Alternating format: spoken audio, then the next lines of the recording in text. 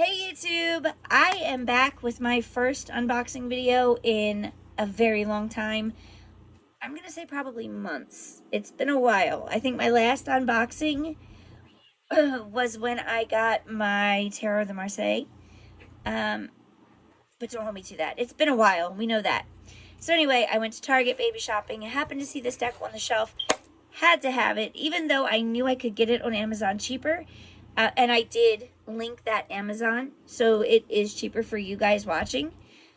I needed it then. I've waited so long. I just spent the extra $5. But anyway, without further ado, let's get into the Lord of the Rings Tarot. Look how freaking adorable this art is. It's so pretty and cute, and I just love it. Look, even Gollum is cute. I mean, come on. Gollum is cute.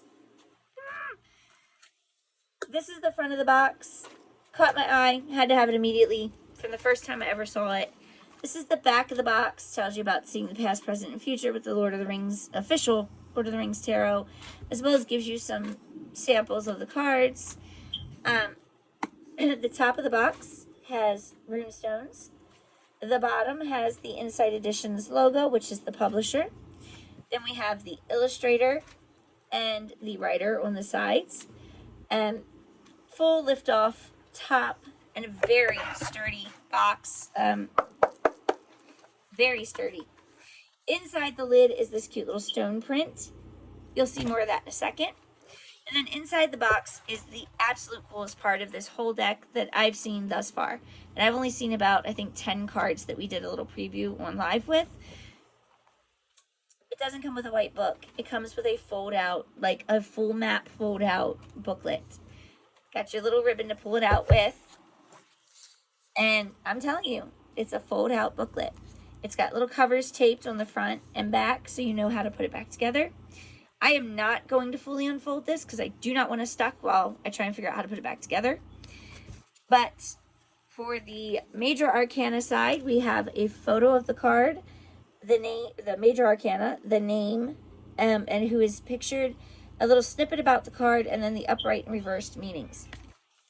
So in this case, it's the Fool, which is Frodo Baggins, and it says, "Home is behind, the world ahead." And so Frodo begins his journey. The Fool ventures into the unknown. He may not know where he is going, but he also knows that one cannot prepare for every circumstance. Sometimes you just have to go as the path leads you. And then, as I said, it has your upright and reversed meanings. On the other side, where we get into the minor arcana, it's simply the title of the card, upright and reversed meanings. Easy peasy, right? And as I said, this thing does fold out just like a map. There is spreads in here, as most decks end up with at least one or two of. That's particular to the deck, as well as about the author, about the illustrator, about the readings, and caring for your cards. So I will probably unfold this off camera and take a photo for Instagram or something, Facebook, something like that, or maybe do a separate video. But we're not going to waste time trying to figure out how to unfold it and fold it back in this one. So let's get Snarly out of here and go further into the deck. Sir, where's my water bottle? Lord Almighty. In the deck, or in the box, is more of that stone pattern, the rest of the yellow ribbon, and that is our card backs. I think that's absolutely gorgeous. And it is one of those backs that you cannot tell if it is right side up or not, or upright or reversed, which is pretty cool, especially if you're reading for somebody else. It keeps down that issue of you know what you're doing before you read it. When you take the deck out, you actually have the One Ring, and the Elvish that's written on it is imposed around it. Thought that was really cool. And now, here is the deck. Very nice, very thick cardstock. I do hate when you get these little gaps in the middle, but it happens. Very thick deck. I don't know that I have a good deck to compare it to right now, but it's definitely got a thicker cardstock. As you can see, that's one card. Just one card. And it's thick. This is our starting point, though. This is that full card that we were just reading. Look, there's Gollum, and he's so cute. How do you even make Gollum cute? I mean, come on. This is an adorable deck. Absolutely worth buying. And of course, you know Gandalf is the magician. You know he had to be. I'm going to try and keep the yammering. Oh, that deserves another minute. I'm going to try and keep the yammering down. I know there's some who don't like when you talk too much through these. But just look. I didn't think I was really going to be such a fan of this art style, but I had to have it. I'm actually really impressed. I really like this deck. I think this is one of my favorite versions of the Lovers that I have ever seen. Look at her dress and the detail. I just love it.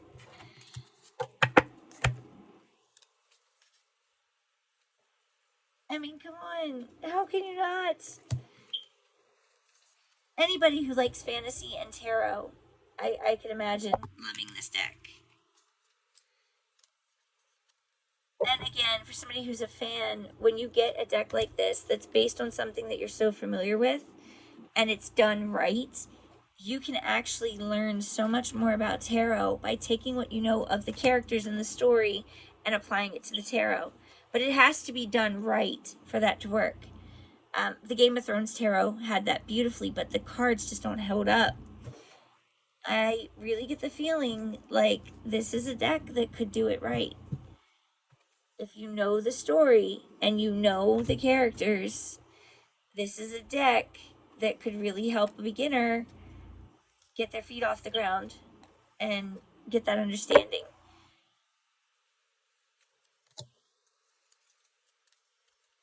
And of course, even if you're not like a Lord of the Rings super fan or you don't know the story, it's still a gorgeous deck to have. Oh, I love this. Come on, this, you cannot tell me that's not perfect. And that sums up the devil perfectly. I told you, this is a deck that they used the right characters the right way to get the meanings of the cards absolutely perfectly. Love it. Like, big win on that. Love it.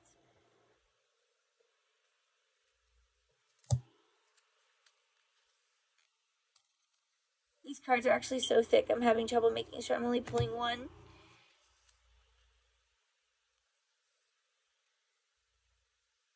I love it. Oh, best 19 bucks ever.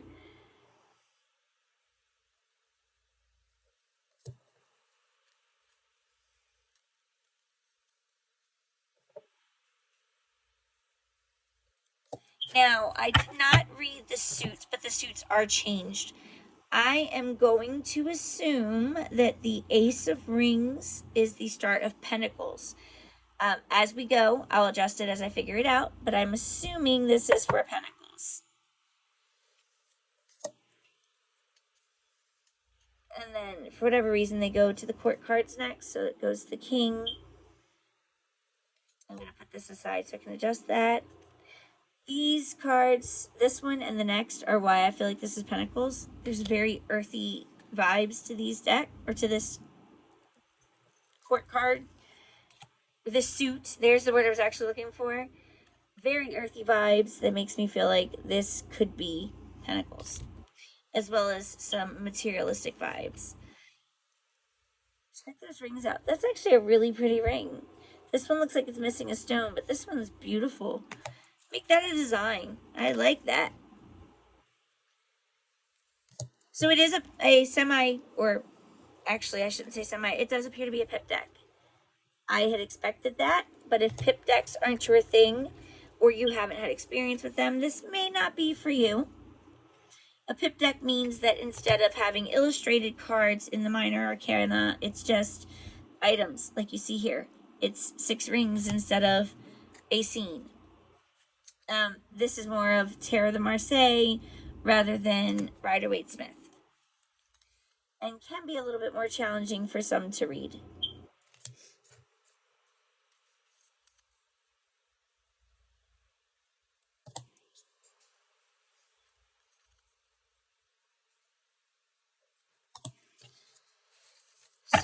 that was the rings, which I'm pretty sure was pentacles. This one's easy enough. This one stayed the same. We have swords.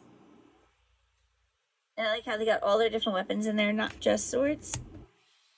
And again, they put the court cards, so we're going to set those to the side, get them in the right order.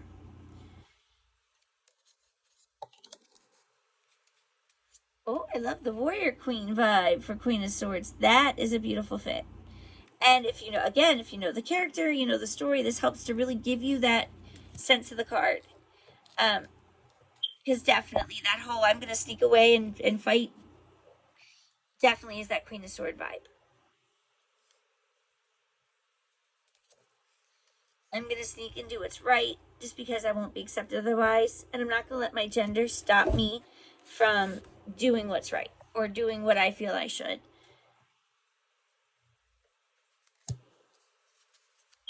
Again, pips, so it's just swords and weapons over and over and over again. A little bit repetitive, not much to look at. I know. The major arcana and the court cards are definitely your big time focus in this deck. But I'm telling you,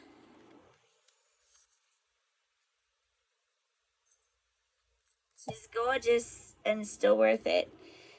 I'm a collector, period. So even if I'm not a fan of how the deck reads, if I like the art, I'll get it. Not everybody is like that, and I understand that. But it's just how I am. I have some pip decks I love, some I don't. But as long as I like the artwork, they're welcome. Cups has also remained untouched. It's cute with his little eyes looking over.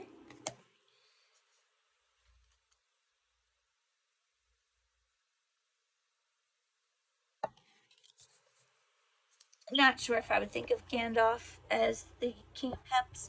Actually, yes, I guess I could, because honestly, he doesn't let emotion get in the way. He doesn't let his heart stop him from what he knows has to be done, so yeah, that makes sense. Although they made the hobbits a little scary looking. And I'm not sure why they made them so scary looking, but maybe it's just me. You have to let me know. Do you guys think the hobbits are looking a little creepy there? Because I think they are. We have our cups. These are beautiful cups too. I like the way these are done.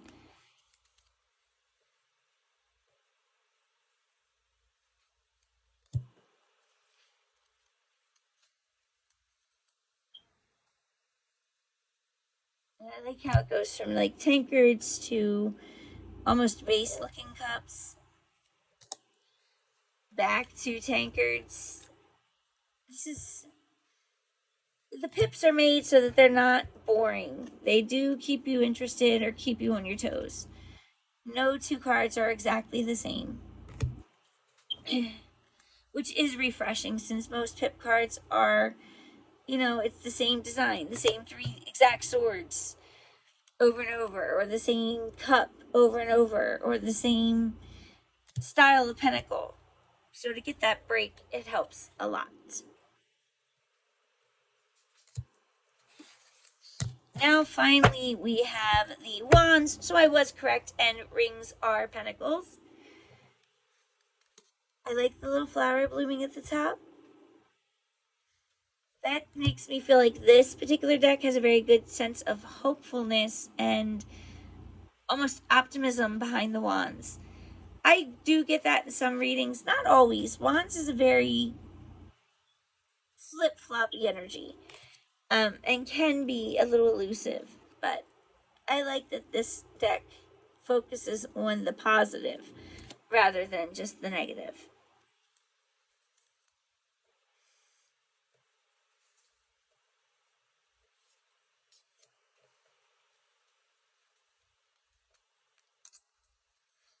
All right. He doesn't look so creepy. These are our last 10 pip cards, and wands it is. I like, again, the difference in all the wands. All the different wizards' wands are represented, or staffs, I should say. staves.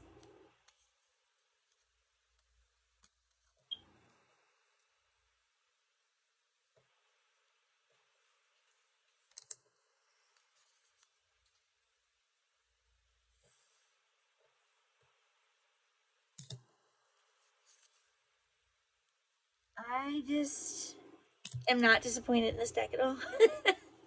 I am glad I spent the extra $5. I am glad I didn't wait. I'm sorry that I waited so long from when I first seen it to getting it, but I'm glad I didn't wait when I seen Target had it. Overall, even though it is a pip, definitely pleased. Cannot wait to use this, and would highly recommend for anybody who is willing to touch pips and is a fantasy fan of any kind. Really quick before we end, just a shuffle test. Hi, sir. Bye, sir. Oh, these shuffle like a dream. Can you all see this? I don't know if I would rifle shuffle these too much because it's already got that bend forming, which tells me it's going to bend very easily. This is reminiscent of the cardstock in the Tattoo Tarot Ink and Intuition deck. One of my first decks I used on this channel. It was in a red and white box. I still use it sometimes. And that definitely, it bent to the point that it has to be set under something heavy to be used. So I wouldn't rifle shuffle these too much, if at all. But it holds up to just regular shuffling pretty well. And yeah, I say definitely not disappointed. I do highly recommend. As I mentioned earlier, the link is in the description for Amazon, where it's a little bit cheaper. So if you did want to get it, it's right there. I don't make anything off it. It's just for your ease. And without any further ado, I'm going to go ahead and cut this off. Please do not forget to subscribe if you haven't already.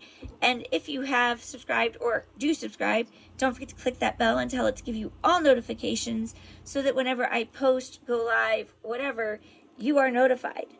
I am working on getting my live schedule back on track, typically between 9 a.m. Eastern Time or sometime after 9 a.m. Eastern Time in the mornings, and anytime around 9 or around or after 9 p.m. Eastern Time at night, except for Sundays. Sundays is kind of its own thing. But anyway, I very much appreciate y'all. Don't forget to read that description box full of fun stuff, including how to become a member and get free readings, how to request private readings, all of that fun stuff. And I will see you all very soon. Have a good night, guys.